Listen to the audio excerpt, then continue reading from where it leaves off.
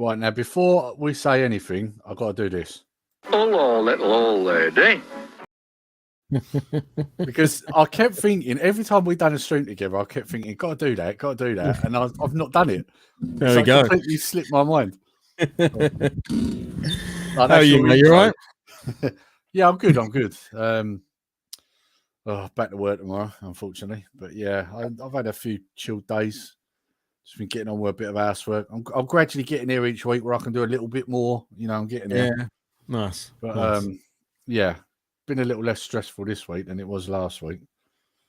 I think I told you I was chasing after my blood thinners last week, and you know, it's kind of like a life or death thing, that really, isn't it?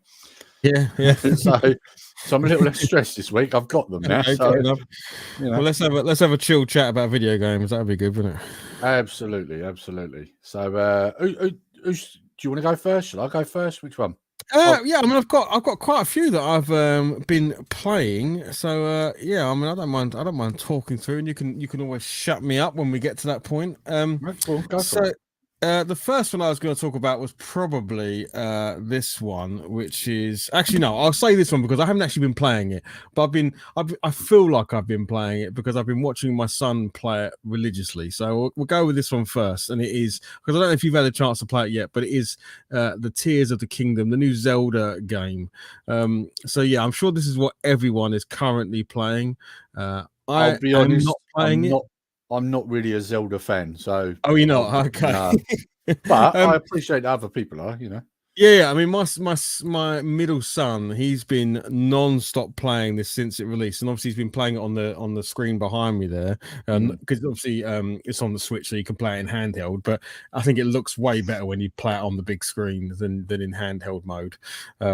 So yeah, I've been literally sat here. Because I've been doing a big sort out in here, big move around and stuff, and he's had it on permanently. So I'm just kind of engrossed in watching him play. It's almost like watching a live stream or something where he's just been there talking about the game, playing the game, saying, "Hey, Dad, look at this." So I mean, it looks amazing. I'm not sure I will ever play it just because it's just so huge. Yeah, like he must be 60, 70, 80 hours into the game already since it released. And that's the thing. I don't get time to play games for that long. I really don't. Exactly. And I know he wants to 100% it. He wants to do everything in the game, which is probably hundreds of hours of content. So I know a bunch of people are playing this. A bunch of our friends are playing it. But yeah, I feel like I am playing it without having to touch the controller. So that's good. On the opposite side of that, a game that takes you about 20 minutes to complete, which I have done on stream, which is Abbey of the Dead, or in French, it is L'Abbage des Morts. Let's put you on solo. Yep, that one. Yeah. Which is I'm going to try and send you some screen footage of it so you can see it. But yeah, if we have a look at this. Yeah, it's a really simple platformer. You can play it from start to finish. Once you know the game, the first playthrough will probably take you an hour or so. Once you find a couple of the secrets, your second playthrough, once you get good at it, will probably take you about 20 minutes. But it's a really fun, like really well put together platformer. So I would definitely recommend. I should blow that full screen, shouldn't I? And you can see it even better. Then there we go. It's really actually that doesn't work on. That does work. There we go. Yeah. So it's a really nice, well put together homebrew game by the guys from Cytronics. I think for some people it's a little bit old. I think it came out in 2019, but I didn't have it. So they nicely got me a copy of it to play. And yeah, it's a really cool one. I completed it on the stream and I would definitely recommend it. Again, showcasing what the Commodore 64 is capable of. Yeah. It's a nice little story behind that one, wasn't it? Because they specially did this for you, didn't they? Yeah, so I spoke to Retro Bay and who else recommended it? I think a couple of other people recommended it anyway, but said they think it's out of print, so you can't get hold of it, which is true. You can't buy it on the Cytronics website at all. But I obviously reached out to the people that run Cytronics. They're always super helpful. They've never given me any issues whatsoever. Always available and always try and solve problems. And I just said to them, "Is there any chance we can get another one printed up? I'll obviously pay for it and all the rest of it." And yeah, they come back to me and said, "Yeah, we can do you one. It's not something we do for everybody, but we'll do you one." So yeah, got the game, and because I wanted it physically, as you know me, I want to get my games, especially that C64 stuff. I love to get the physical copies. So yeah, it comes in a nice little clamshell case. It's just a basic tape inside. There's nothing special about it. Yeah. At the end of the day, you are their number one customer and probably their number one fan as well. There is a good chance I am their number one customer. Yeah, they got to kind of look after you really at this point, and then yeah. So yeah, definitely. Another game that I've been playing, and I'll share this one as well so you can see this, is the game Bolt Action from Warhammer. So again, this is really cool. And if I can recommend anyone to take a look at this, then yeah, please do. It is essentially a Doom clone, so think of first person shooters from mid-90s and that sort of era, right? So really pixelated, run and gun, Doom clones, but in the Warhammer 40k universe. So it's you as a space marine going up against all of the chaos gods are in there. So I've seen stuff from Nurgle, from Tzeentch, from Khorne. And it's really really cool, really stylized. So if you like those kind of pixelated graphics, and the nice thing is in the menu option there's a retro slider, so you can go from quite modern looking graphics to really pixelated. I found it too pixelated at one point. It was like doing the pixel round from the gamer quiz. But the default setting, which is what you're seeing now, I think is on point. It's really nice, and it's moves really quick. Yeah, power ups everywhere. It is just right, I'd say, where it is. Yeah. What I did find funny when you was streaming this was we realised your guide was utterly useless, wasn't it? Yeah, so this is, and I guess it's supposed to be like this, right? If you remember playing Doom back in the day, there was no help, there was no map, there wasn't anything to get you through. In like most of the games back in the day, they didn't help you get anywhere. It was down to you to explore. And this is the same. There's no hand holding with this.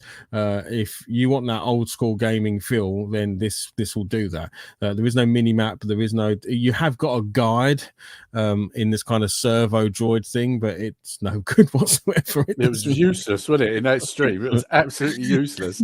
Yeah, but I really enjoyed this. It's a really cool drop in and drop out shooter. I think it's on everything. You can get this on Switch, PlayStation, Xbox, PC. It's on Switch, is it? Yeah, it's on Switch. Yeah. Okay. Yeah, and it will run, I imagine, really well on Switch. Again, because of the style of it, it's not going to need a high-end machine to run. So this will run on pretty much everything. Yeah, that's true. Because where you've got like that, just that old look to it, it shouldn't be so reliant, should it? Yeah. And you can see what I thought was funny, going back to what we were saying about the guide, right, was the part where it was saying to you, "You're lost," and it's like, "Yeah, I know. You're supposed to be helping me." Like, I did feel like I was being trolled by it a little bit.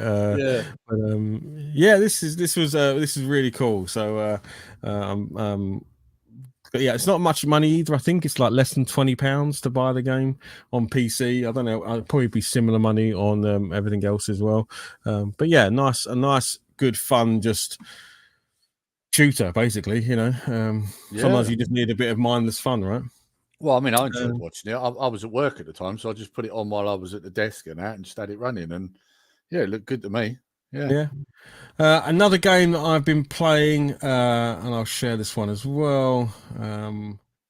It actually comes out tomorrow. For some people, it's the 6th, but if you pre-order it, you get it tomorrow, and that is Diablo 4. So there's been a few betas out for this. And I don't know if you've ever played any of the Diablo games before, but yeah, I've played all of them, and Diablo 3 I've played hundreds of hours on, and these are just mindless dungeon crawling looters, right? So you just go through really cool dungeon environments, hacking down monsters, picking up the stuff that they drop, and making your character even more powerful as you go. So they're really good, just hack and slashing fun. So Yeah, see, these look like my sort of game. Unfortunately, I do know that these require a lot of time, and again, I just don't have the time. But yeah, well, Diablo is, to be honest, probably one of those games where it's not massively RPG. Like, you can drop in and drop out. You can literally do a dungeon in sort of 10, 15 minutes and then drop out and then come back later. Like, you don't have to spend hours on these games. Unlike something like, other Blizzard games like World of Warcraft, which, you do spend hundreds of hours in. In fact, I've spent way too many hours in. These games are designed so you can sort of drop in, drop out, do dungeon, do a quest, whatever, come back. You don't have to spend hundreds of hours in it, and over time you just build your character up. And there's many different characters you can play. There's a wizard, a necromancer. This is the barbarian that I'm playing now. Yeah, I really enjoy it. So I'm looking forward to this being fully released tomorrow, hopefully. and this is PS5, right? No, this is on. So I've got this on PC, but I think it's on. Yeah, it's on all the modern consoles. So yeah, I'm afraid I'm a bit of an old school PC guy when it comes to a lot of games. See, that's the thing. I mean, the boys have got a PS5, but I mean, I'd never get a look in on that. Yeah. So, I mean, at some point there was a plan that where the boys have got the PS5, I would eventually get the Xbox. But I've got to be honest, there's not enough really there at the moment for me to want to do that, if I'm honest. Because there really isn't, is there? Like, if I'm honest, there's not a great deal out for these systems at the moment. No, and to me, I don't know the reason to own an Xbox. Like, because we've always got like really high end gaming PCs. The Xbox is kind of irrelevant. Like, there's nothing I can't play, and so the reason why we've just got the Xbox Game Pass for PC. That's all we've got.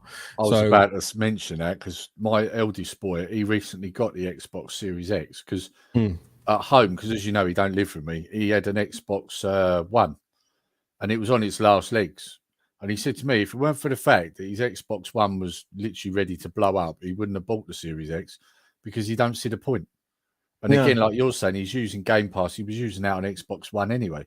So, yeah, Yeah, and we use Game Pass on PC, so all the Xbox games that come out, we just all run them on our PCs. Me and the two boys. And the nice thing that, I don't know if people know this, but Xbox game, unlike PlayStation Game Pass, where if you buy it, if I'm playing a game on Game Pass and someone logs in on the PlayStation upstairs, if you've got multiple children with multiple PlayStations, only one person can be using it at any one time. It kicks the other people off. Game Pass doesn't do that. So Xbox Game Pass will allow multiple people in the same house. I don't know if it's IP based or whatever it's based on. But I can be running something from Game Pass. Someone in the house can be running something from Game Pass, and so on and so forth. And we don't get any limitations. You can't play the same game because then that would cause issues. But if you're playing different games, it doesn't care. So that's really quite nice. Yeah. So that's the good thing. I mean, it's an interesting thing because I mean, really, Game Pass has kind of made physical media for Xbox One, etc., pretty irrelevant, and it notices as well. Yeah. So a little while ago, I bought a bundle of stuff, and there was a few Xbox One games in there. And when I tried to get rid of them, like no one wants them, because they've obviously already got access to them, probably. So yeah, it's an interesting. Well, the other thing Xbox Game Pass does, is it's all the new games, like PlayStation Game Pass. I can't remember the proper name of it, but the PlayStation Pass, that one's crap, isn't it?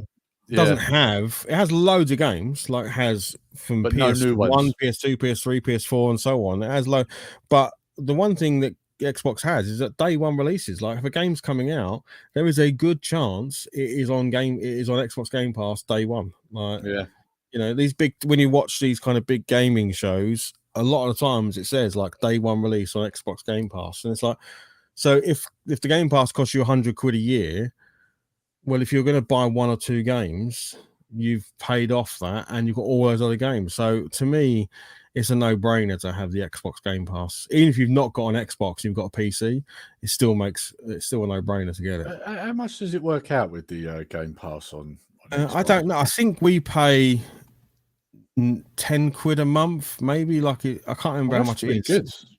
If it is that's cheaper than PlayStation. Yeah, it is super good. It might be slightly more. Maybe I'm just a bit out of touch, but it's not enough to not like, even if it was £20 a month, let's say, at a stretch. I would still say that's worth it for the amount of games you get on there, you know, especially new releases, because a new release game today is 60, 70 quid, right? So if it's coming out straight away, well, look, I'll give you an example. Warhammer 3 came out, Total War Warhammer 3, which my son's played all 3 of those games. When that came out, he wanted to get it. And again, 60, 70 quid game. Well, it was day one release on Game Pass. Oh, what happened now? I don't know. Yeah, you've frozen. Yeah, you're back now. Yeah, you froze for a second on my screen. Yeah. I don't know why that did that, because I've got the cable in, so it shouldn't have done that. Yeah, no, you're right. I can see it fine. A couple other games left. So this one I was playing as well on stream, and I've been going back to it. So this is Cursed Tomb. So this is on the Commodore 64 by Protovision. And yeah, so this game has the look and feel of Rick Dangerous, you know, the sort of, you know, temple exploring with the traps and the character, and that looks like Rick Dangerous. But the gameplay of Old Tower. Oh, okay, right, yeah. So I don't know if you can see on the back there, you've got like let's put you on a large screen. Oh yeah, so it does. Yeah, it does. So you when you push a direction, your character will keep going that direction till he hits a wall or hits. So just like an Old Tower, like you do one move and it takes you fully across the screen, or till you hit something. You'd have to collect all the gems to escape the room you're in, and you have a time limit to do it. But then the room is filled with traps, so spike traps, ghosts, you know, just all sorts of weird and wonderful things. So yeah, again, it has that aesthetic of Rick Dangerous, but the gameplay of Old Tower. So if you can imagine those two games stuck together, and it's good fun. Yeah, it's a nice little game. The only problem with it is some of it is a leap of faith. Like you can't see. There'll be areas where you stop your character, and then to the left of you, to the right of you, you can't see an end. So you kind of just go, okay, I'm going to go left, and you hope and pray that you don't. So there's a bit of trial and error. Basically, you have to learn the levels to get through. But though, I mean, a lot of old games were like that. I mean, if you exactly, Turrican's a good example. When you were jumping across, you couldn't always see what you were landing on. Yeah, exactly. There was a lot of leaps of faith. Yeah. But yeah, again, nicely presented, nice box from Protovision as always. They always do good products. I've got a few of their games. So yeah, that was good. And the last two I've been playing, and it's only because I've done a bit of a refit in the room. So you can see this CRT here used to be over here and was kind of in an awkward place. I now have it here, and next to it is a PS2 with my gun that I got from Sega Saturn Lad. And I've been playing the only reason I've got the PS2 plugged in there with the CRT is so I can play light gun games, because I love light gun games. So I've been playing Point Blank 3. Oh, nice. So I have all of the Point Blank games. I love the Point Blank games from the arcade. These were awesome in the arcade. I feel that's one you don't see very often these days, Martin. I think that's the rarer one. I think I was going to say, because this. Not one I remember seeing a lot. I remember seeing 1 and 2, but not that one. Is that a dear one? Then? I don't think it's super dear. I just think it's hard to find. I can't remember. I don't think it's, when I bought it, maybe it was 30 quid or something. So it might be more now. I mean, it is in lovely. If you look at it, it looks absolutely spotless, spotless in condition. So yeah, Point Blank, it's got the manual and all that. I know people care about that sort of stuff, but I mean, to be honest, it doesn't look like anyone's actually touched it. It's like, no, don't. It looks brand new. But yeah, Point Blank, and then the other one, which is one that Retro Chef popped me onto, which is Vampire Knight on the PS2 as well. So see, I'd like to play that, but that's the thing. I don't have a CRT, so yeah, that looks good. Yeah, it's the only reason it's actually on. It's not. That's Vampire Knight on there now. So yeah, it's the only reason I've got it on there is because there is no other way of playing light gun games, right? Yeah, I know there is new tech. This Sinden gun or something it's called, which works with modern flat panel TVs. But is that the one they showed on RMC the Cave? Yes. Yeah, I know which one you mean. I think it comes with a foot pedal as well, don't it? If I remember right. You can, but the foot pedal is very expensive. So the gun itself, I think, is about 90 quid for the gun. The foot pedal, I think, is a lot more than that. I think like just a pedal on its own is like 200 quid or something, because it's like a metal pedal. It's like from an arcade.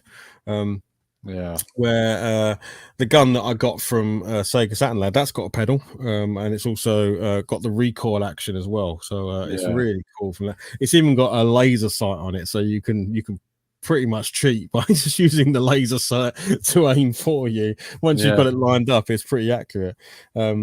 But yeah, I'm really glad I've got that where it is now, because it means I can sit in that chair there. So opposite, I can sit in that chair there, or I can stand up there, and I've got a direct line of sight to the TV for playing these games. So yeah, really, really happy with that. So yeah, that's, I mean, other bits and pieces, but that's still playing Fortnite with the kids. We love doing that as a kind of squad of 4. Bit of World of Warcraft every now and then. That's coming up to next year, will be its 20-year anniversary, which is pretty crazy that a game's been going solidly for 20 years. Wow. Yeah. Still got millions of players playing that game. But yeah, that's pretty much it, mate. That's me in gaming recently, for sure. So I'll shut up now. Well, I'm just going to play this. Well, that hit the spot. Good timing that one was for that one. Yeah. So mine, I mean, I've got less that I've been playing, because I get some time, but not a great deal of time. So I've got a very small pile here. But I'll go with the one I got for my birthday first, I think. I know that Scott's got this, and I've been looking at this one for a long time. And basically, the missus had bought me a collectible. I'm not going to give that away, because I'm going to show that on my collectibles channel. Anyone watching, if you want to see my collectibles channel, NG Collectibles. Yeah, so that was the main part of my present, was she got me there. And then she said, well, look, there's, I got a little bit left over. Is there anything you want? And so I said, well, what about this? So let me just put myself on solo screen here. So that is Battle Axe on the Switch. Now, I don't know, Martin, have you got this game?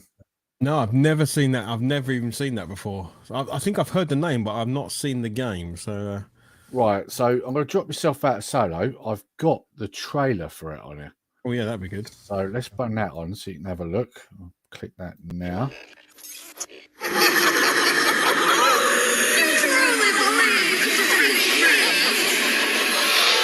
Evil has returned, and our champions must answer the call. What's this? The heroes wanted to throw. If Eldrick is once again terrorizing the land, confront her once and for all, and return peace to this world. Discover weapons, items, and artifacts to aid you in your quest, as you power up your might along the way, rescuing anyone helplessly caught in the sorceress's chaos. Darkness draws ever closer in the war against evil and sorcery. Will you show courage and fight? Will you fall? The kingdom is mine. Battle Axe!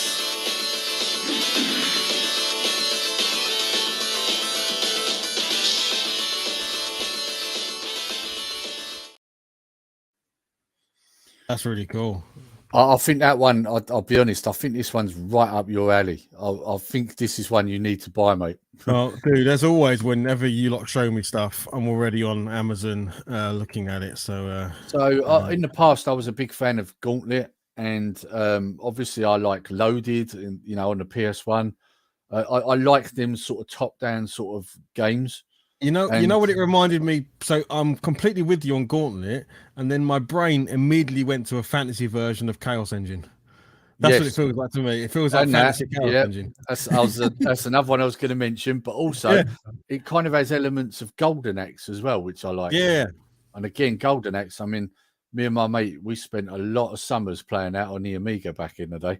So, yeah, it's a good game. And I know that, like I say, I've been watching it for a while, just hadn't got around to getting it. And I remember I've just ordered it. There you go. I remember Scott saying about how he'd got it, and it's quite cheap. It's about £20 at the moment. Yes, 20. I literally just clicked go, and it's £20 and £21 it is.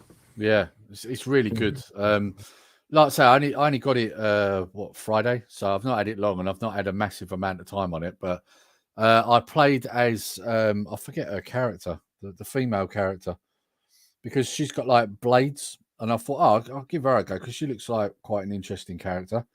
And basically, she throws the swords as well, which is pretty cool, like dagger things, you know. Is it So- only two? Is it 2-player co-op or is it more than 2? Yeah, I was a little bit disappointed with that because when I Yeah, saw on the front there's 3 players, I thought, oh, so there might be a chance you can play 3 players on this, you know, me and the 2 boys, or yeah, me that and would be Connor and the amazing. missus, you know.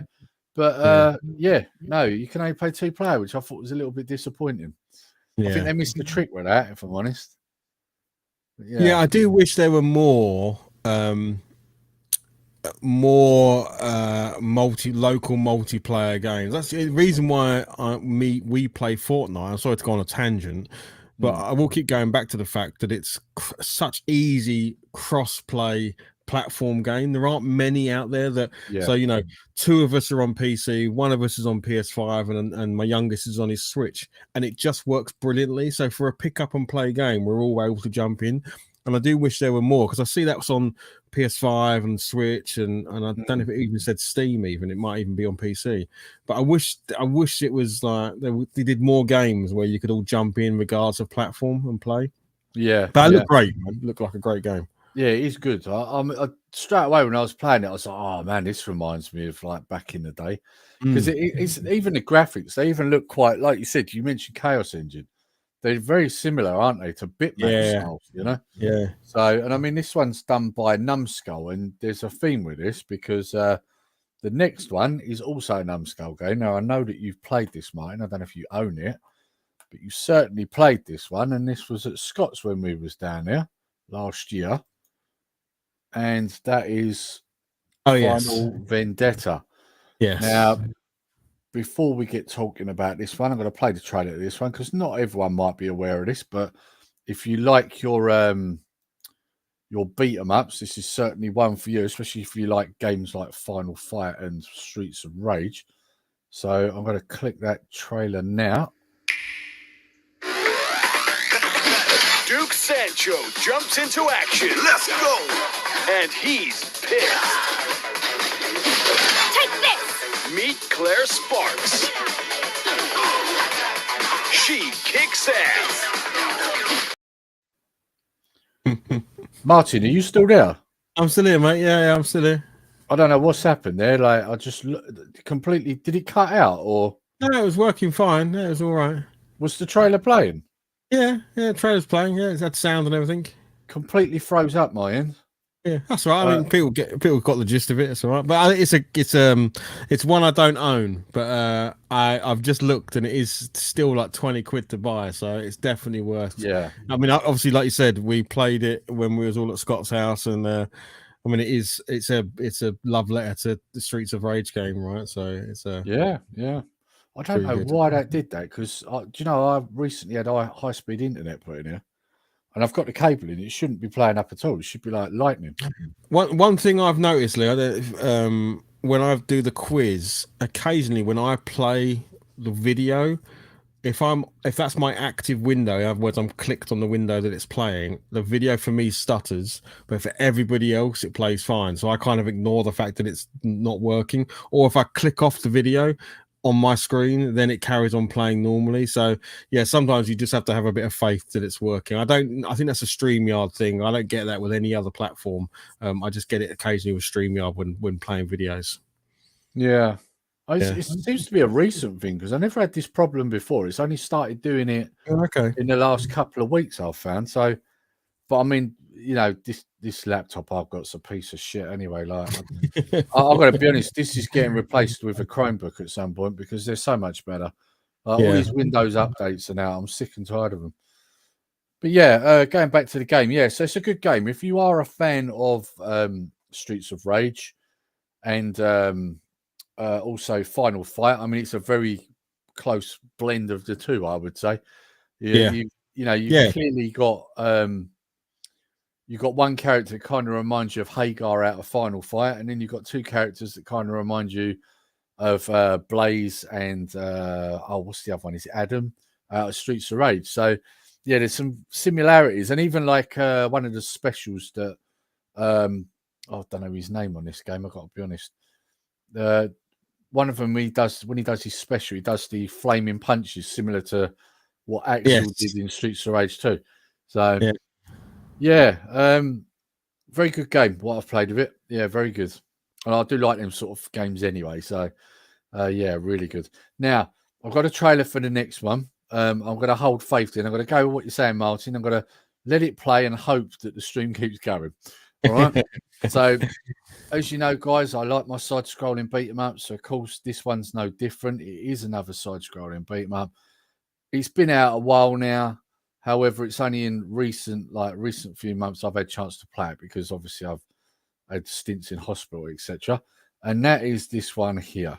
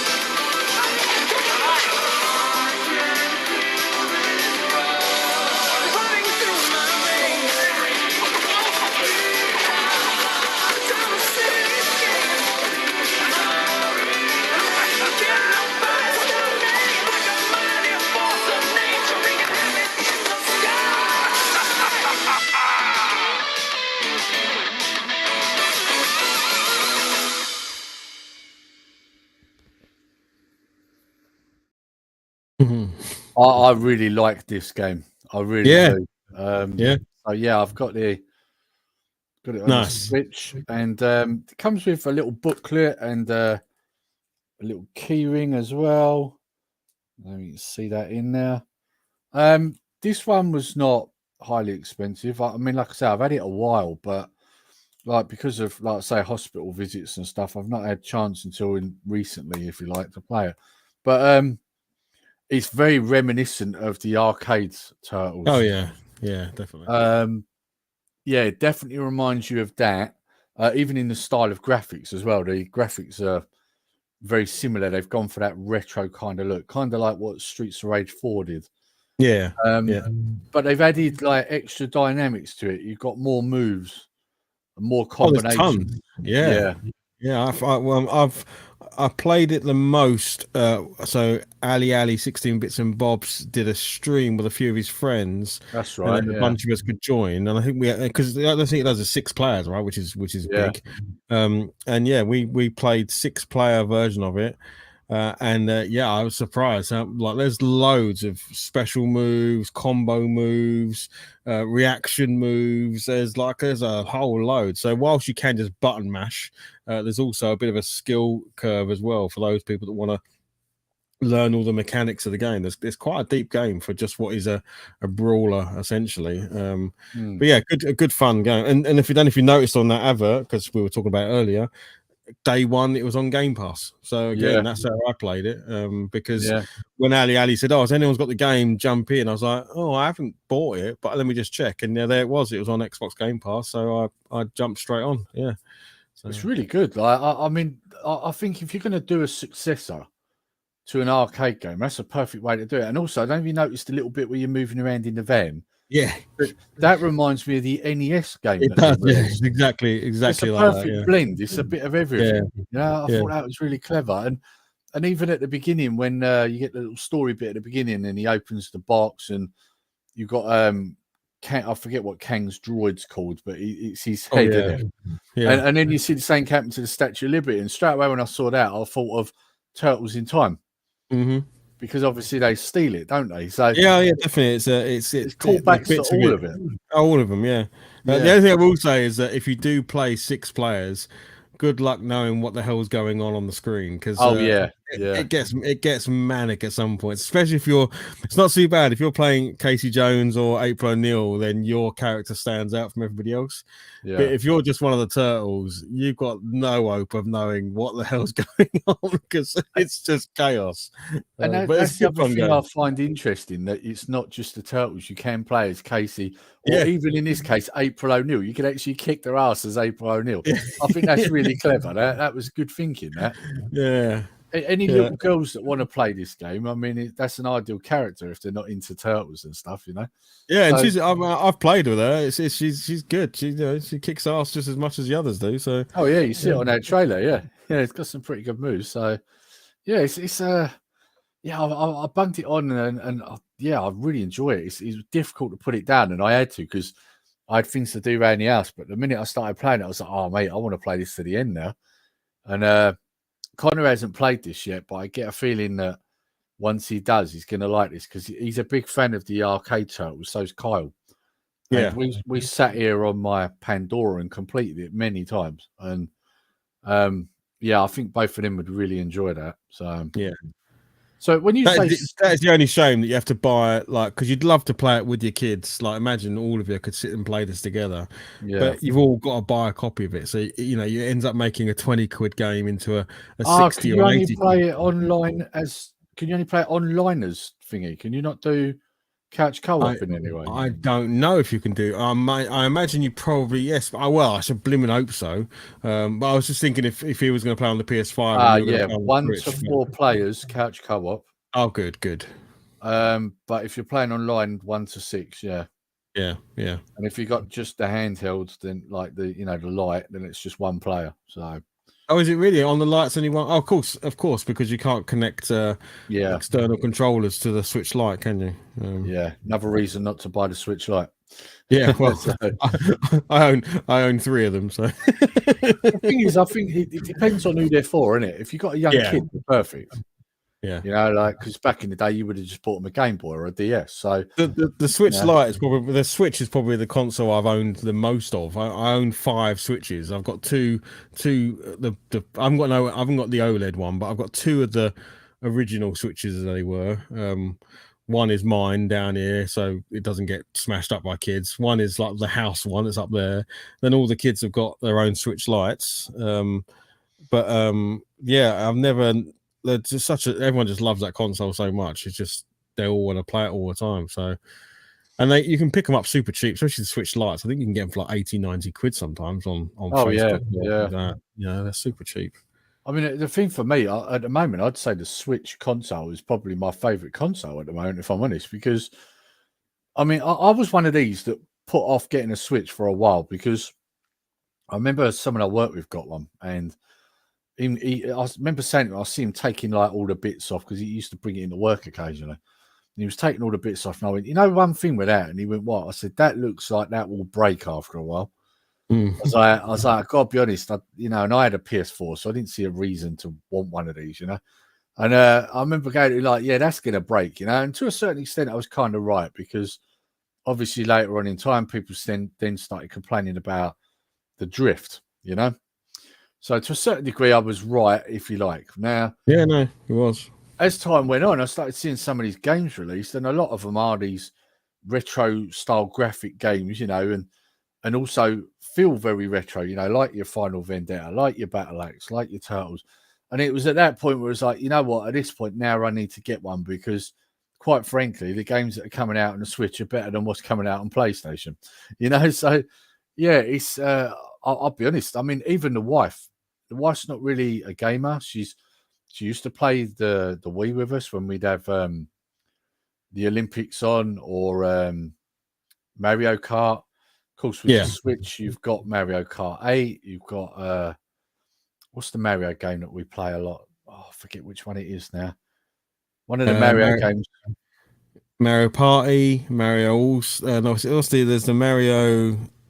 There's the world one, isn't there, where you can play like the cat Mario and you all sort of run around it. That's the one. What's it called? I forget what it's called now, but we played that a lot as a family. over there, but Yeah, I don't know why the name of it's gone right out of my yeah, head. it's Mario World All Stars or something. I can't remember what Yeah. it's called, but something along those lines. But that's one I think that you can put amiibos into, can't you? You can change the Yes. characters. Yeah. And we've got quite a few amiibos, but Connor, for some reason, hasn't actually tried them out on it yet. We need to do that. But yeah, I think it's a good console, and in recent times, I think it's probably one of my favourites at this point. It's a very good console. Yeah, I just struggle with the. I'm a bit old school in that I like to sit in front of a TV with a controller or something. So if I do play the Switch, I very very rarely play it in handheld mode. I take it with me. I have good intentions of playing it. Like I take it when I travel or anything like that, but rarely does it come out of the holder. Yeah, just because I still feel uncomfortable with it. Like unlike maybe a Game Boy or a DS, they're a lot smaller and therefore they feel a little more comfortable to hold. Where this is quite chunky. I really want to get a Steam Deck, but I'm pretty sure I won't play that either because as a PC gamer, I'd rather sit with a keyboard and mouse in front of a screen, and I think the handheld would be too big to sit there and play with. See, for me, I play handheld probably more than anything else at the moment because, I mean, as you know, we had the games corner in Connor's room, but obviously he got a rig for his birthday, and that takes up a lot of room now. So it's almost impossible for me to get in there while he's here. So as a result, I tend to sit in the front room while the missus is watching Emmerdale rubbish, and I'm there on the Switch handheld or my Retro Pocket or my Power Kitty. I swear to God, I'm going to kill my dog in a minute because she won't shut up barking. I can't hear it. Lucky you, because it's all I can hear. Honestly, fucking dog drives me nuts. So yeah. So where was I? Yeah. So at the moment, I tend to play my handhelds probably a bit more. So the only time I ever get to hook up a computer or whatever is when no one's around. So. Yeah, so I am getting quite a bit of time on the Switch, and I am really enjoying it. It's very good, very good. Yeah, so, definitely. Yeah. So yeah, they're the games I've been playing. So obviously, I'm very aware of time, Martin. Are you okay to talk about another topic which isn't game related? It is more aimed at, say, Hollywood, if you like. You do love your Hollywood rants, mate. Let's do it. Right. Well, this one might be quite interesting to you. I don't know if you've heard of it. Have you heard of something called fan baiting? Not really. I could take a guess at what that is, but you certainly would have seen an example of it, I would say, because it's all we've seen. Yeah. So fan baiting is basically something they do intentionally, right? So over the last few years, especially for things like Force Awakens, etc., we started having stories coming out in the newspapers before the film was even released about, for example, with the Force Awakens, how people were racist because they were drawing attention to the fact that Finn was black, right? And of course, at the time, it was like, well, maybe this is like a promotional thing they're doing. We don't really know. And then we started to realize there was a trend that they were doing this with films that were really bad. Like the minute you saw a story come up like, oh, fans are racist, it's like, right, you pretty much knew from the get-go, right, this film's going to be crap, right? So it's basically come out in the last few weeks that this is something the studios do intentionally. It is a promotional thing. They do it a lot with films that are terrible and they know they're terrible. And it's fan baiting. It's basically to get everybody talking about it so more people will then pay to watch it, to see what it's all about, even though it's a terrible film. Yeah. I can't say I'm surprised by this. I actually thought this probably was the case, but it seems that now it's been proven. So what's your thoughts?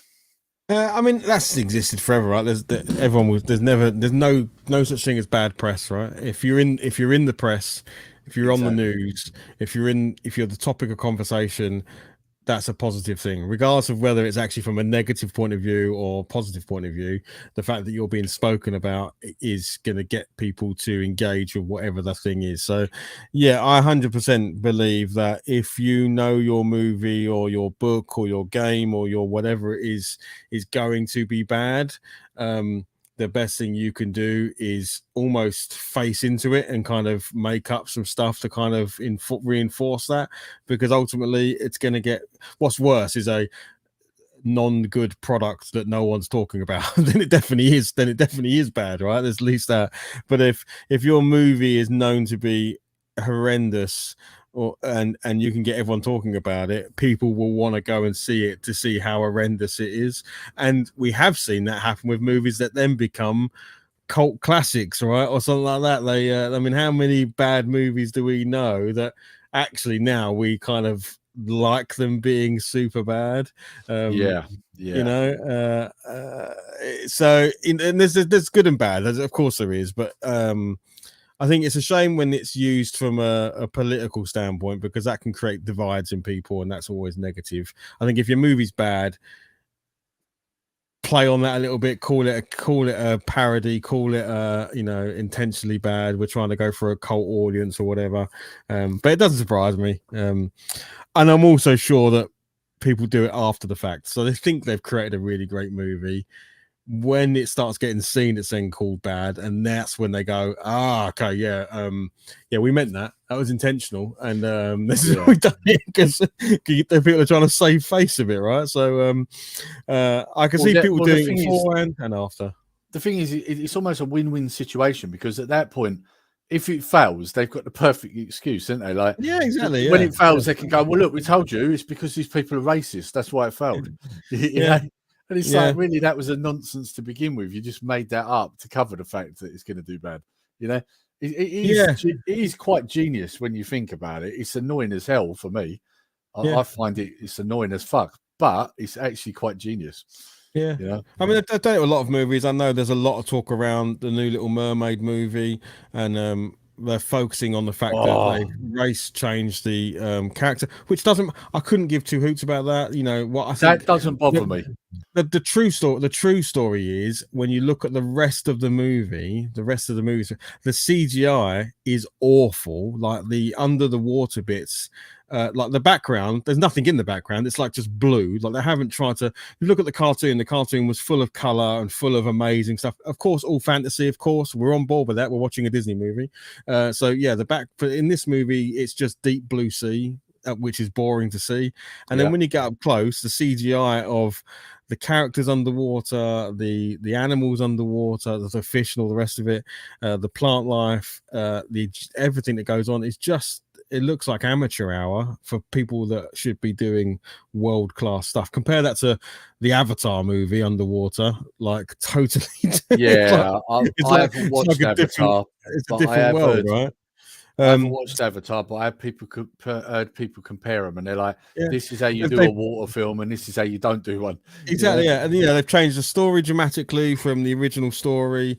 There's loads of popular, but let's not look at that. Let's call everyone a name, because they believe that we don't like the actress, and the actress is, as far as I'm aware, the actress is the best part of it from what I've seen most reviews, in that she's got a great singing voice. She does all the things she needs to do. But let's call it that, rather than call out what's actually wrong with the film, which is all of the other stuff which is wrong. So my issues with it are, and it's not her. I have heard people say that her acting's a little bit wooden, but in terms of like, so this is where it gets like a bit confusing, right? Is for me, it's because I don't have any issues with her being a black actress, not at all. But my issue is that they seem to be doing this with everything. So that's one of the issues, right? It's funny, isn't it? Because in the past you had such a comment or thing go around known as whitewashing. I would say that you're kind of getting the opposite now, because there's recently been all that thing in the press about Cleopatra on Netflix. There's been a hell of a lot of backlash over that, because they made Cleopatra in that series black, didn't they? and the Egyptians are actually like suing Netflix because of that. So we are seeing a trend of that. So that I do have a problem with. I don't have a problem with her. I don't have a problem with the fact that they've made Ariel a black character. I have a problem that they seem to be doing this with everything at the moment, and that's where I have an issue. Moving on from that, the only other things that are a problem is, and because I've only seen bits, I haven't seen the entire thing. They've got someone called Aqua. Oh, what's her name? The Aqua Phoenix or something like that. She does. It's the lady that does the seagull's voice, I think. Oh my god, I've heard that. That is absolutely diabolical. Like, apparently, at one point, she was a rapper, and I say apparently because quite clearly she weren't around long, and I think I know why. She's got literally the most irritating voice on the planet. Isn't she the lady from the Marvel movie, the 10 Rings? What's that movie called? Or the 10 Rings in it? About Shang-Chi or whatever. Shang-Chi. I think she's the another Marvel film I didn't watch. Okay, well, I think she's the sidekick of him in that movie. I think that's she's her Asian. voice. You wouldn't believe she's Asian, would you? Yeah. When I heard the voice, I was like, that sounds like a white person trying to rap. No, she's actually a good actor. I mean, I've seen her in a few things. She does a lot of, I won't say A-list films, but like, you know, sort of like sort of comedy sidekick type movies and stuff. Like, I don't think she's done anything where she's headlined it, but she's done a lot of she's the buddy in the film sort of thing, you know. Her acting is not the issue. That's the thing. It's that voice. Like she sounds like she's a white person trying to put on a ghetto accent, and it sounds all wah wah wah like that. And it literally does sound like that, doesn't it? Like when I heard it, I was like, "What the fuck is that?" Like, you know. And then I heard that she was a rapper back in, I think, 2013. I was like, "Well, you can see why we never heard of her." Well, I think the problem is they tried to make her to sound like a seagull, like, you know, and Sebastian sound like a crab, and make them look like seagulls and crabs, and it just looks awful. Just play into the fact that you're doing a fantasy movie and have CGI crab. Well, it was CGI, but a terrible CGI. But have cartoon looking cat. We all would have bought into it. We would have gone. Flounder looks terrible, doesn't he? Yeah, it's just basically a fish. It's just like it doesn't look anything. Yeah, I think they went too far into the realm of making it look realistic, because actually no one wants to see a massive talking fish or an actual talking crab or a talking seagull. It just doesn't work. So, but again, don't focus on those sorts of things. Focus on the politics around it and call us all various names because of it. And actually, I just have issues with crap films. And I mean, I haven't seen it, so I won't judge. It might be brilliant, but every review I have seen, regardless of what media they're from, have said, even the positive ones have been like, yeah, there's one thing that's positive, and that's Ariel. Everything else is pretty rubbish. I think people have said that the woman who plays Ursula is Ursula, is it? Ursula, yeah.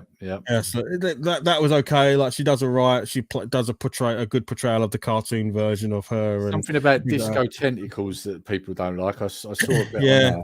But again, the eels, the two electric eels from the cartoon, loads of character in those, loads of expression, all that sort of funness. That's all gone. Like the two eels in the movie don't have any of that because they're two eels. It's like how entertaining can two real eels look, you know? Well, have you heard? I'm going to say spoilers here because this will be a spoiler if you haven't seen it, so maybe not watch this bit.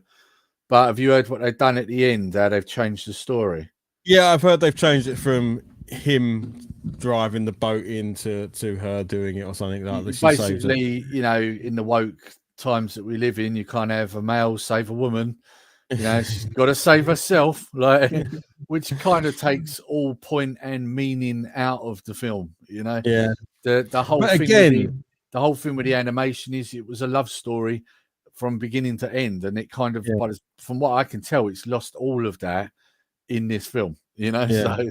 But again, they set themselves up for failure. So, like we spoke about last time, I have no issue with it being like, just don't repeat the same sequence and then change the people, because everyone will just look back to the original sequence and go, oh, I preferred it when, he was fighting and he drove the boat into her and all that sort of stuff. So there's no imagination. They haven't changed it. They've just changed the person. We're going to take the exact same sequence. So there's going to be a big swirly pool of water. The boats are going to be crashing. The person's going to crash the boat into Ursula and kill her. In the last movie, it was the guy that did that. So in this movie, hey, let's be creative and make it so the girl does it. Okay, great. Was that really the best idea you had? You couldn't have come up with another way for Ariel to beat Ursula. I'd have been totally fine with that. Totally new idea. This is how this movie's going to end. Okay, yeah, get it. But when you just repeat the same ending, but change the person, you're setting yourself up for failure because everyone will go, oh, I preferred the original, and all you've done is change the person. Yes.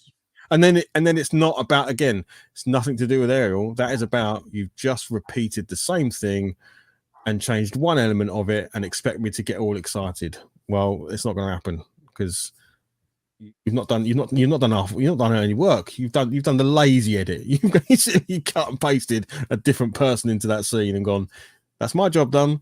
Yeah, it's lazy. It's lazy writing rather than doing something clever. But of course, then don't blame the lazy writing. Blame me because I've got an issue with the woman in the thing, which is complete and utter nonsense.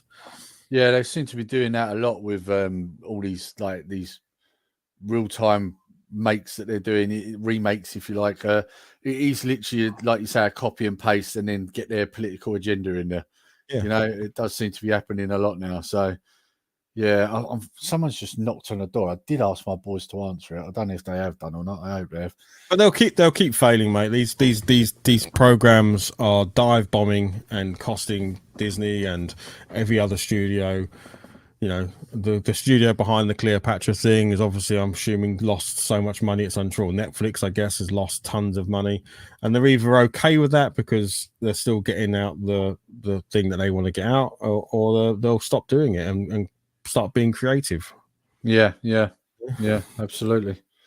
Yeah, it's like I say, I mean, I wouldn't go and pay to watch this at the cinema. Will I watch it?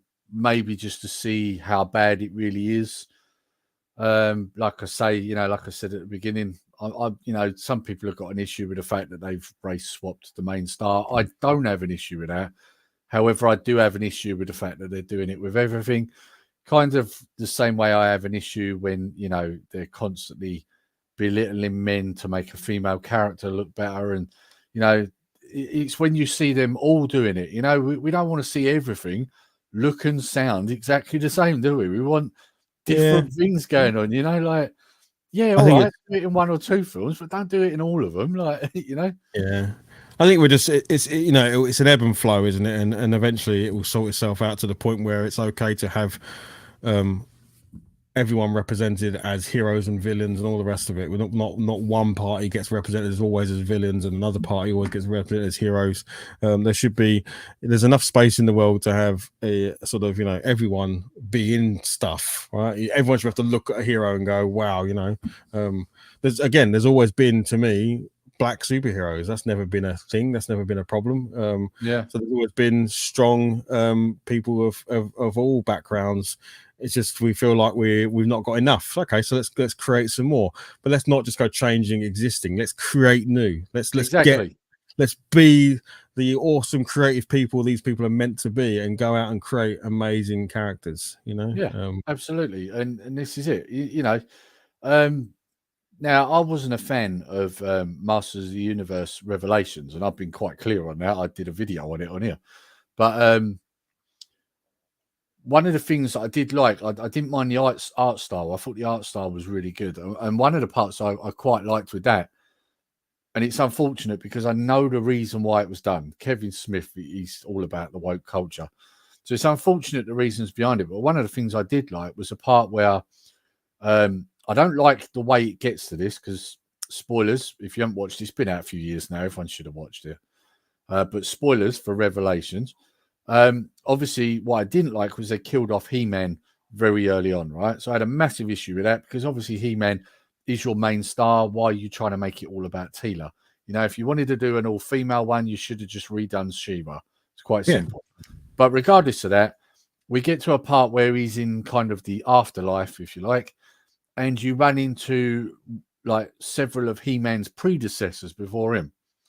And what I liked with that, and I think that would have made quite a clever cartoon on its own, like kind of like a prequel, is that there's a guy that was before him, bit more barbarian looking, you know, with his like his animal skins on and longer sort of dark dreaded hair, and there was a black sort of He-Man type character. And I did like that. I thought, because I think there's actually a figure out of it. It's very expensive. I actually looked at it. It's a Masterverse figure. It's like 7 foot. I think he's called Hero. I think that's his name, Hero. Anyway, regardless, very interesting looking character. And I thought, for once, instead of going, oh, let's just make He-Man this, they actually found a way of bringing in a character who's his own character, but he's a black male. And I thought, like, they should have done a cartoon on that. Yeah. Instead of keep ruining Revelations, do a cartoon on that character. Yeah. You know, because then you're also bringing in other people that might not have watched He-Man that will now watch that because they're being represented in that way. Yeah. You know, I don't understand why they didn't do that instead. Because probably right back to your beginning topic is that if I kill He-Man, you're going to watch. You know, you're going to find it hard if I, you know. So if they knew that this He-Man was going to be so, you know, story's okay, you know. But hey, if I hint at the fact that He-Man dies, you are probably definitely going to watch, and I think that's maybe part of it. You know, the killing, or you know, again, last time we spoke about Batman and the Flash. Michael Keaton is only in the Flash because of trying to get a lot of audience back into watching DC movies. Can I give you a slight spoiler on that as well? Just a slight go one. on. Apparently, it's an hour into the film before you see him. Yeah, well, exactly. Yeah, that's clever. That, because that means they're I'm sure most of his watch, scenes. Yeah, they're guaranteed you're going to watch at least a third of the film, you know, just to see him. Of course. Yeah, I'm not surprised, and I can bet that most of the scenes he's in are in the trailer, because the trailer is just aimed at getting us back into the cinema to see this movie. And my bet is the best bits are the bits that he's in, and those bits are everything you've already seen in the trailer, and you'll come out going, well, it's cool seeing Batman on the screen again, but I don't know what the rest of the movie was about or why I watched it. So, yeah. You know, So the thing for me with that is that there was I don't know if you noticed on the trailer, they've because Ben Affleck's Batman's in it as well. I've seen that in the trailer, and there's at one part you see him wearing the Dark Knight Returns batsuit. He's wearing the grey with the navy blue. Okay. I don't know if you noticed that. There's a scene in the trailer. Yeah. So they seem to have brought in all sorts. And I watched one of the streams I quite often watch, and there was a guy on there that's actually seen this, but it's not quite the finished cut. But there's going to be a hell of a lot of cameos in this. Some of them I think I've might heard be aware of, others that you might not be. But yeah, I've heard. Bit like with the end of Shazam, I think there's a Superman reference, but I don't think you see Superman. I think you might see a foot, like a red boot or something, and that's it. Because obviously they don't know who Superman is at this point. I don't think so, because it's obviously not Henry Cavill. So I think that's been hinted at. But it's, you know, I'm not excited about it. The only reason I would go and see it, and it's the reason why they did what they did, is because Michael Keaton as Batman. Yeah. That's it. Yeah, I mean, there's I'm not going to say what any of these things are, but there's apparently loads of references. They've kind of, I think what they've realised is that the last Spider-Man film did so well because it incorporated everything else. Yeah.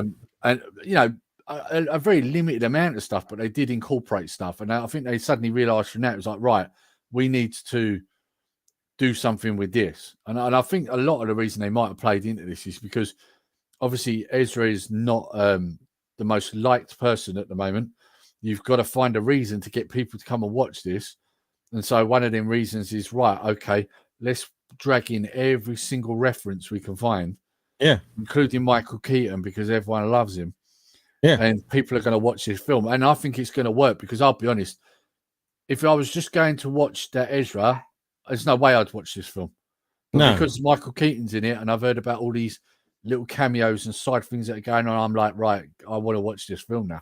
So Yeah. it is genius. They've done a good thing here. I wouldn't, and I'm not even that sure that I'm excited enough to go and see it at the cinema. This is one of those movies I I'm won't quite watch it at the happy to cinema. watch. Yeah, exactly. Yeah. I'm quite happy to see it come out on Amazon Prime or whatever. I don't think there's not enough of it to get me to go and see it at the cinema. Yeah.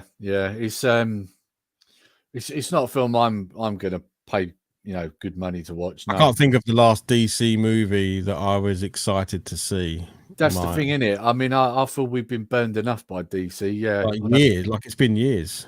I think they've got enough money out of me. They're not going to get any on this one. Yeah, I literally can't think of the last one. Like none of the Ben Affleck ones. Not the Wonder Woman. Do you know the worst thing for me?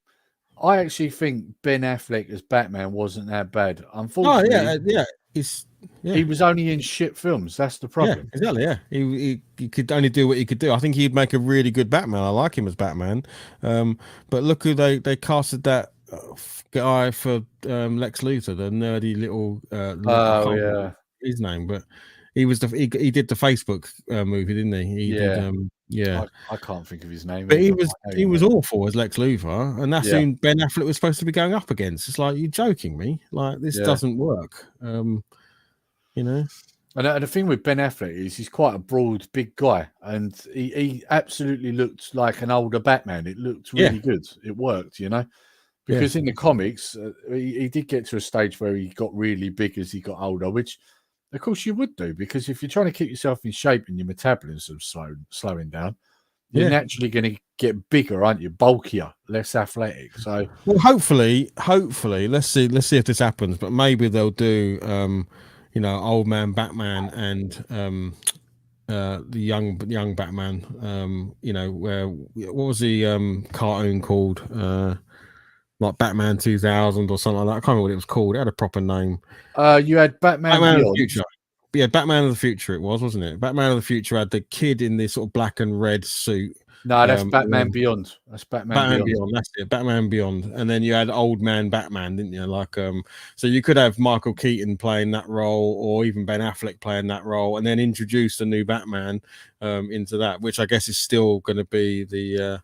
Well, at the moment, when they reboot the DC universe or whatever they call it, they're starting off with Batman Brave and Bold, aren't they? Which is based off a comic / cartoon that they did. Yeah.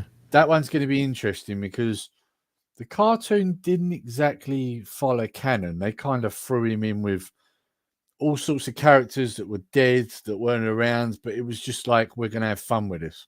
Yeah. I'm wondering, are they going to do the same with a film, or are they going to, Is the guy who's Batman now, is he remaining as Batman, the vampire kid? I don't think it's Patterson that they're using. Okay. I don't think they've announced it anyway, though. But apparently there's a possible reference to who's going to be Batman, from what I'm hearing, at the end of Flash. You see Batman's boot getting out of, I'm guessing, the Batmobile. Okay. So he only got one. So the Patterson kid only got one movie then. No, they are doing another one, aren't they? But it's going to be classed as what they call the Elsewhere universe. Oh, like the extended universe. Oh, okay. I swear to God, I'm going to kill my dog if she don't shut up. Constant. This is a problem with Chihuahuas. They hear everything to a point where you want to kill them. Like, they just bark constantly. Fucking yappy bastards. Anyway, so I've lost my train of thought now. What was I saying? The Elsewhere. It's going to be an Elsewhere film, same as they're meant to be possibly doing a Joker 2, I've heard as well. And again, that will be another Elsewhere film. So it's DC, but not in that current universe. Yeah. And it's quite clever, really, because I mean, now you've got the Flash film, these Elsewhere things, you can drag them into that, and I dare say it's exactly like what Marvel have done with the multiverse, isn't it? Essentially, Flash has now shown that there is a multiverse in DC as well now, right? I would argue that DC are doing it better because don't forget they had the Flash TV series and they have kind of done it in that already. Yeah. So yeah, I would argue that DC possibly have got this better than Marvel, from what I'm hearing. If what I'm hearing is true, so Right. yeah. But just before you go, though, I just want to make a recommendation to you and anyone who's watching, and I am going to do a video on this. Sisu. If you have a way of watching Sisu, you need to watch that film. God, it's good. I watched it yesterday, and that film is brilliant. This is the guy finds gold in World War II or something, isn't it? Is that the one? Like, Yeah, I wouldn't say any more because otherwise you're spoiling at that point. But yeah, no, but that is in the trailer. You see it, don't you? He digs up some gold, and then you see him go on a journey, and then he's stopped by Nazis every now and then. And turns out he's a badass. That's as much as the trailer tells. I haven't seen anything more than the trailer. I've heard good things, but that's as much as I've seen in the trailer. Yeah, I mean, all I'm going to say is if you're fed up with modern Hollywood and these crap films they're churning out, then you want to watch Sisu. And the reason for that is it relates to 90s action movies for starters. If you're a fan of Rambo and even John Wick, because it's very similar to John Wick in this respect. If you are a fan of them sort of films, then this is the film for you. Absolutely. You know? Is it an English language movie or is it a dubbed movie? It is, but there are parts where they do talk in other languages. So it is subtitled slightly, not a massive amount. It's not out yet on general release, though, is it? It's a cinema or internet movie. It's out on cinema, I think, as of a day or two ago. Okay. That's not how I watched it. But I was sailing the seven seas, if you like. Yeah. What I will say is this film has proved that you don't need lots of money to make a good film. How much do you reckon it cost to do this film, Martin? No idea. 100 million. 6 million euros. Wow, geez, that's amazing. And when you watch this film, you're going to be right. Okay, so what the hell are companies like Disney doing when they're spending 200 million on a film? You know, probably because they didn't pay the actor 50 million or whatever it is they have to pay actors and God knows what. So that's probably it's all the CGI though, and all, isn't it? And it's also making up for the lack of story that they've got. Yeah. And the thing is with this film, like, I mean, I'm not going to give anything away, but it's a very simple premise, but it's a very good story. And I'll check it out. I mean, don't be wrong, right? I'm not going to make no bones about it. It is far-fetched, but let's be honest. Any good action movie always is, right? Yeah, that's why you go to the cinema. Yeah. But there are explanations as to why it's far-fetched, and then it all makes sense, you know? So, it's a good film. I really enjoyed it. I really did. I was absolutely glued to it. It's not massively long. It's not over-bloated. In fact, right, this is one little spoiler I will tell you. Do you know the main star doesn't say a bloody word until the end of the film?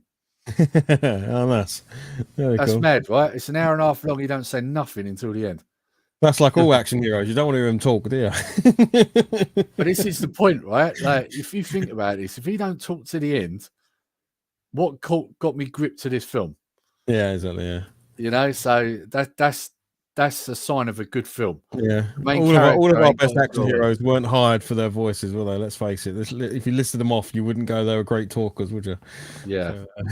So yeah, all I've got to say is if you're a big fan of 90s action movies, especially if you like Rambo and John Wick, then this is absolutely the film for you. Support it, watch it, because the more we support and watch films like this, the more of these sort of films are going to get made. And it's funny, isn't it? Because two of the films I've actually liked the most this year have actually been cheap ones. Cocaine Bear, because it's stupid and funny. And again, cheap budget. And now this one, Sisu, you know, gripping action movie, again, cheap budget. So just goes to prove, doesn't it? You know, you don't need loads of money to make a good film. You just need a good story, you know. And it's not even really a known cast either. There's one or two people you might recognize in there. The rest of them, you're like, I've never seen these people before. So it's very well done. Good film. So yeah, but I will be doing a review video on that. I'm in two minds whether to do a spoiler one or not, or I might do a non-spoiler that leads into a spoiler with warning, you know. I don't know. Yeah, but definitely a film I'm definitely going to review because I highly enjoyed it. So Yeah, that's my recommendation. If you got a way of watching it, people watch it. So, right, okay. Anything else you want to add, Martin? No, it's all good. Yeah. You got anything coming up on your channel? A few things. I've got obviously need to do the continuation of the Hit Squad updates. I've got a few more homebrews I want to review on the Commodore 64. I'm actually not far off doing a room tour upgrade because I've done an awful lot in here. You can't really see it from this view because most of the action's taken this side of the camera. But yeah, so there probably is going to be a room tour coming up very soon because I've changed quite a lot and even got a space which I'm very excited about. So I'll be talking about that as well.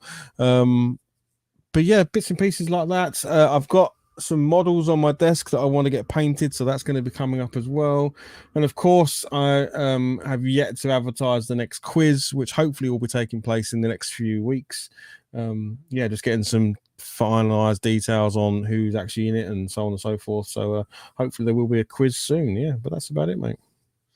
So you just reminded me then on my NG Collectibles channel, I need to do an update video on the Dreadnought. I haven't been able to do it because obviously everybody's been here.